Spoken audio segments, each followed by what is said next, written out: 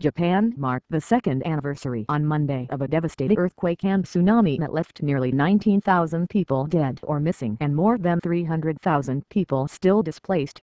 The memorial observances in Tokyo and in barren towns along the northeastern coast, those gathered bowed their heads in a moment of silence marking the moment, at 2:46 p.m. on March 11, 2011, when the magnitude 9.0 earthquake, the strongest recorded in Japan's history, struck off the coast.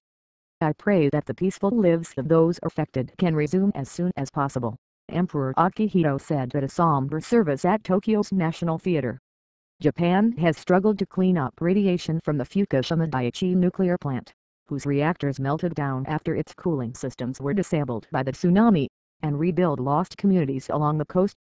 A new government elected in December has vowed faster action, but has yet to devise a post-disaster energy strategy, the central issue for its struggling economy. About half of those displaced are evacuees from areas near the nuclear plant. Hundreds of them filed a lawsuit Monday demanding compensation for their suffering and losses. Throughout the disaster zone, the tens of thousands of survivors living in temporary housing are impatient to get resettled, a process that could take up to a decade, officials say. What I really want is to once again have my home, said Migaku Suzuki, a 69-year-old farm worker in Rikusen, Takeda, who lost the house he had just finished building in the disaster. Suzuki also lost a son in the tsunami, which obliterated much of the city. Farther south, in Fukushima Prefecture, some 160,000 evacuees are uncertain if they will ever be able to return to abandoned homes around the Fukushima Daiichi nuclear power plant, where 3 reactors melted down and spewed radiation into the surrounding soil and water after the tsunami knocked out the plant's vital cooling system. The lawsuit was filed by a group of 800 people in Fukushima against the government and Tokyo Electric Power Company, the utility that operates the now-closed Fukushima plant. It demands an apology payment of 50,000 yen $625 a month for each victim until all radiation from the accident is wiped out, a process that could take decades. Evacuees are anxious to return home but worried about the potential, still uncertain risks from exposure to the radiation from the disaster, the worst since Chernobyl in 1986. While there have been no clear cases of cancer linked to radiation from the plant, the upheaval in people's lives, uncertainty about the future and long-term health concerns, especially for children, have taken an immense psychological toll on thousands of residents. I don't trust the government on anything related to health anymore, said Masayuki Watanabe, 42, who fled the nearby town of Minami-Soma and doesn't plan to return because the radiation in the ground is too high. In Kawachi, one of many towns with varying degrees of access restrictions due to radiation, village chief Yuko Endo is pinning his hopes on the success of a long decontamination process that may or may not enable hundreds of residents to return home. Much of the area is off limits, though some restrictions gradually are being lifted as workers remove debris and wipe down roofs by hand. Many residents might give up on returning if they are kept waiting too long, he said. If I were told to wait for 2 more years, I might explode, said Endo, who is determined to revive his town of mostly empty houses and overgrown fields.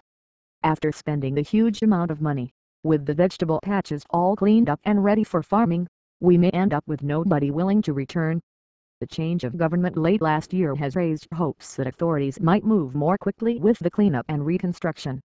Since taking office in late December, Prime Minister Shinzo Abe has made a point of frequently visiting the disaster zone, promising faster action, and plans to raise the long-term reconstruction budget to 25 trillion yen $262 billion from 19 trillion yen about $200 billion.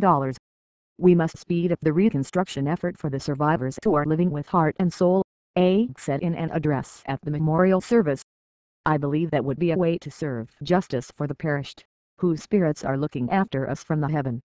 Hopes for a significant improvement may be misplaced, said Hiroshi Suzuki, chairman of the Fukushima Prefectural Reconstruction Committee. There have been no major changes by the new government in response to the nuclear accident, though the budget has been increased, he said.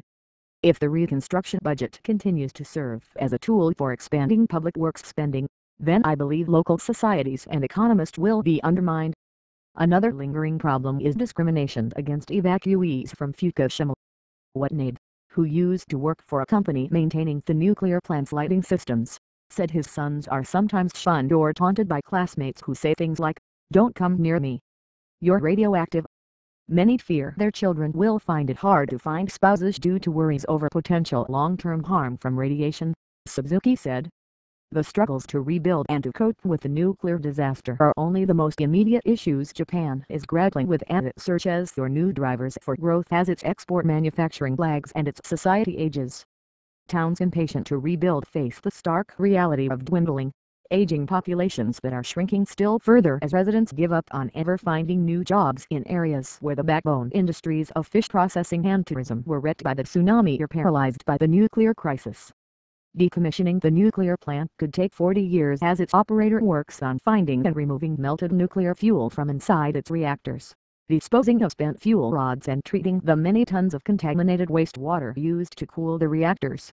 Japan's 54 nuclear reactors shut down for regular inspections and then special tests to check their disaster preparedness, though 2 restarted last summer, to help meet power shortages. While polls show the majority of Japanese remained opposed to restarting more nuclear plants, Abe's government has indicated it favors restarting those that meet revised safety standards. The government looks likely to back away from a decision to phase out nuclear power by the 2030s. Abe says it may take a decade to decide on what Japan's energy mix should be.